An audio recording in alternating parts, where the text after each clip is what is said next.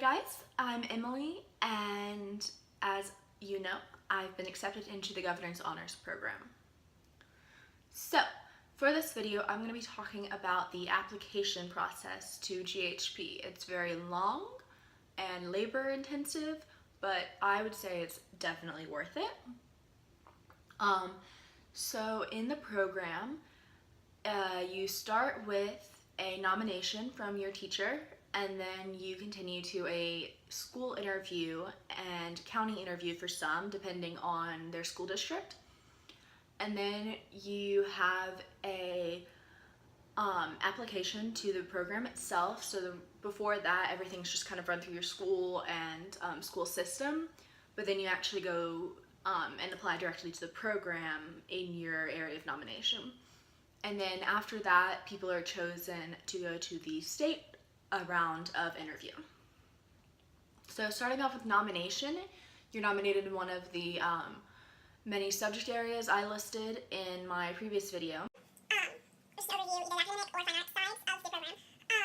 So you are nominated in one of those areas, and for me, I actually had to fight for my nomination. I was originally nominated in two areas that I wasn't necessarily interested in pursuing. So I actually had to go to my teacher and be like, hey, can you nominate for me for this? This is why you should nominate me. I'd be a really good candidate, and I really want to go to the program. So after that, I was nominated for science, which was my area of choice. And so after that nomination, we had 75 people at our school that were nominated. So after that, we had to submit kind of a form of interest. So, hey, we want to do this program, because they didn't want to interview all 75 of us if some of us weren't actually interested in the program. So I think about 36 people showed interest in the program. So that was how many they interviewed for the 15 spots that my school sends. So the interview was, for my school, it was a board of 3 people, and they only asked questions that were really from the list of questions provided by the Governor's Honors Program. So that's on their website, or the website of the Georgia Office of Student Achievement. So that interview, it was very nerve-wracking for me. It was my first time ever interviewing for anything. I didn't have that experience before, so I prepared very, very hard for that. I did practice interviews. I studied and studied those questions. I was like, I'm going to know my answer. So with that, I mean, I was glad I did it, but I also think that I probably stressed myself out a little more than I needed to. Because ultimately the interview was kind of a conversation. It was, tell me why you deserve to go to this program. Tell me why I should put in a good word for you and say, hey, this person deserves to go. So overall, the interview wasn't that bad. It probably lasted 15-20 minutes. There were some familiar faces for me in the interview, which was nice. But after that interview, I waited like a week, and I found out that I had gotten in. Gotten nominated to the program itself. So my school chose 15 people, like I said. But overall, that interview wasn't that bad. It was nerve-wracking for me, but not that bad. So out of 15 people nominated to the program itself, 14 chose to apply. So the application has 3 parts. There is the student profile, which is just basic information, parent contact information, your name, your birthday, address, things like that. And then after that is the short answer questions. So there are 4 of those.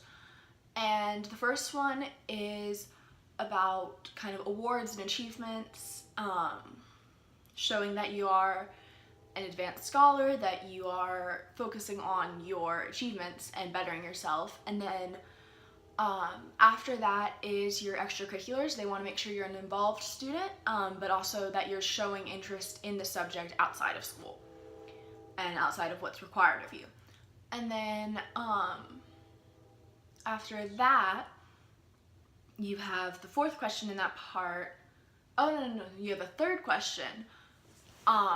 So after the second question, you have a third about kind of what community service you're doing, how you're volunteering, how you're affecting your community, because they want positive influences to be at this program.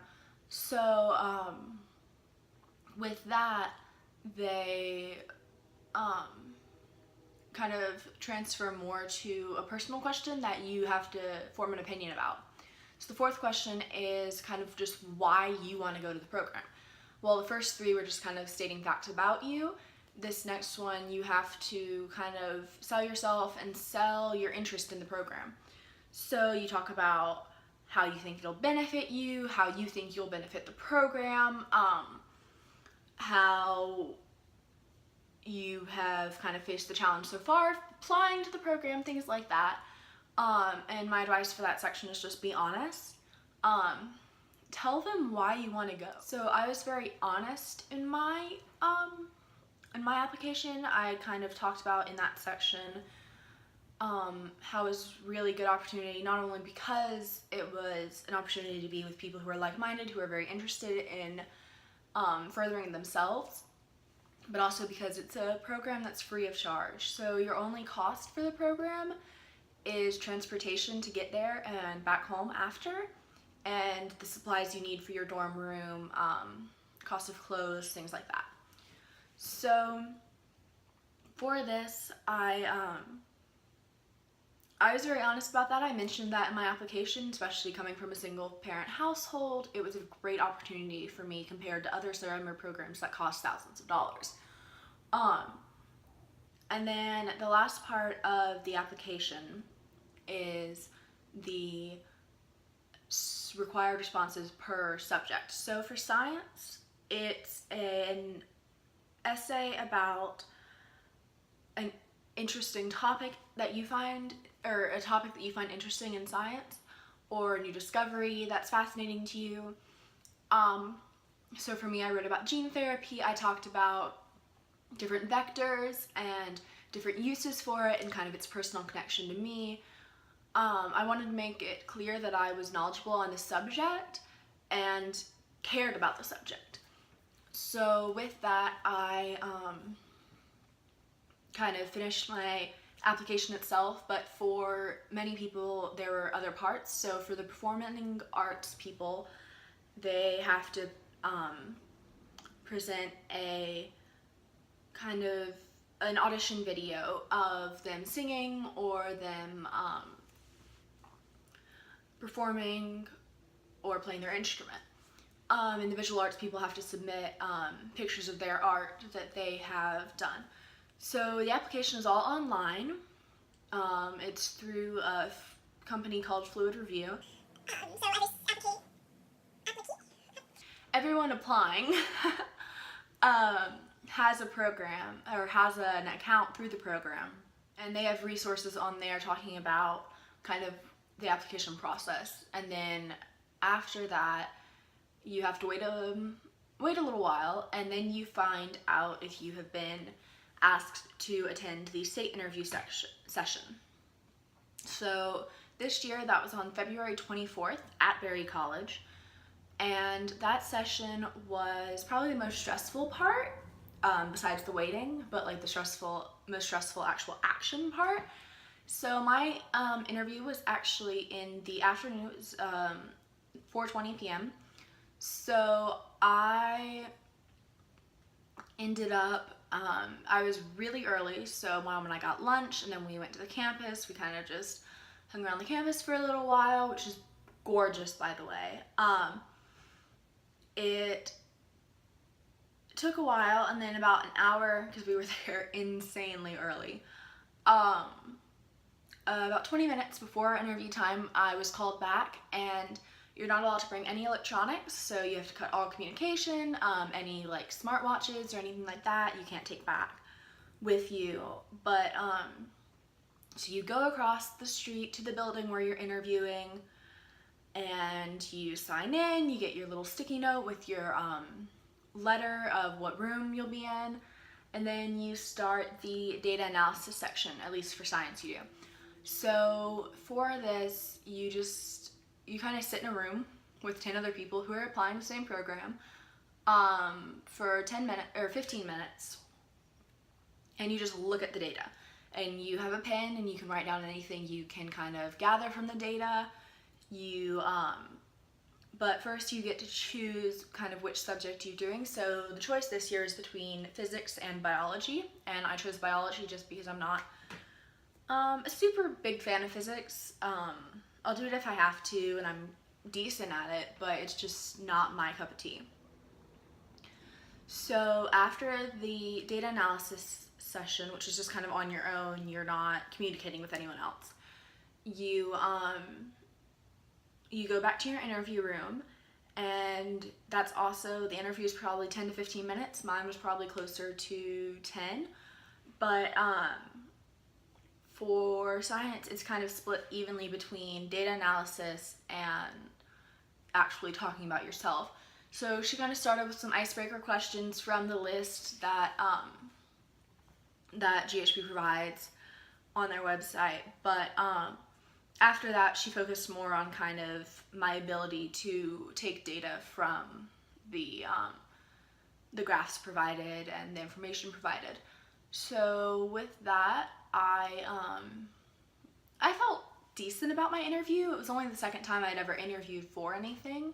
Sure, I'd done practice interviews, but they didn't really count as full interviews, you know? So I felt good about it, but I didn't really have anything to compare it to. So after that, you have to wait a month to find out, actually a little more than a month, to find out if you're actually in the program. So it's April 30th that I found out that I was in the program and I'd been accepted. And I was so excited. I think both my mom and I cried, tears of joy. And I ran back into the school and I told my nominating teacher, and we hugged, and then we had a little celebration after.